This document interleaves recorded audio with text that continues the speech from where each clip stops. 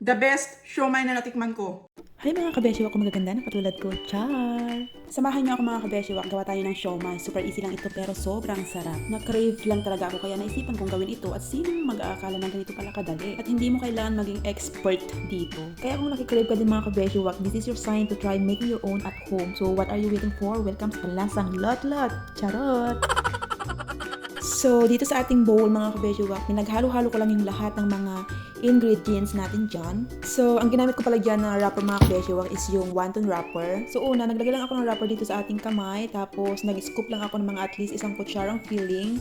Tapos, nilagay natin dito sa pinakagitna. And then, i-fold lang natin ito. Tapos, mag-form tayo ng circle shape and lightly press the sides so it holds together. Ganon. Pagkatapos nyan, ipa-flatten natin yung bottom niya by tapping it lightly on a flat surface, gano'n. Pero para sa akin mga kabeshiwak, mas nadadalian ako dito sa ganitong paraan ng pagbabalot. Ilapag mo lang yung wrapper sa flat surface, lagyan ng filling din, i-fold mo side by side, press mo rin para dumikit at masecure yung shape, gano'n. So kayo na bahala kung saan kayo mas nadadalian, discard nyo na yan. So after that mga kabeshiwak, i-arrange na natin tong ating siomai sa ating steamer and then make sure to leave a little space between each piece so they don't stick together, gano'n. Maglagay din kayo ng konting oil dyan sa ating steamer. So, steam lang natin ito for about 20 to 25 minutes or until fully cook, ganun. So ayan mga kabeshiwak, okay na po yung ating siomai. Ngayon naman gagawa ko ng garlic oil. So, sa garlic oil naman natin mga kabeshiwak, pinirito ko lang yung ating minced garlic dyan. Then, nag-dissolve ako ng annatto powder sa tubig at hinalo ko ito.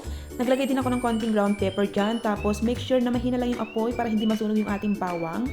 And then, syempre, pwede kayong maglagay ng sili kung gusto nyo ng maanghang. Pero ako hindi na naglagay kasi ayaw ko ng spicy. So, sa sausawan naman natin, meron tayong toyo dyan. Tapos, nilagyan ko lang siya ng lime. Wala tayong kalamansi, kaya lime yung ginamit ko. Kung meron kayong kalamansi, much better. So, ano pang hinihintay natin? Tikiman time! Okay mga kabeshi, ito na yung ating homemade siomai. Oh, lagyan natin ng toyo. Oh, kain!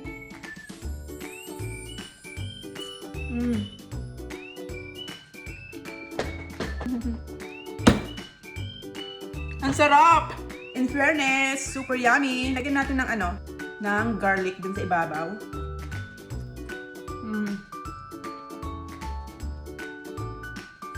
The best siomai na natikman ko. So, ayan, titikman din ito ng aking poging asawa. That's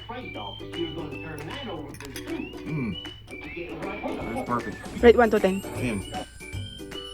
10. Sarap. Masarap. It's absolutely delicious. Masarap.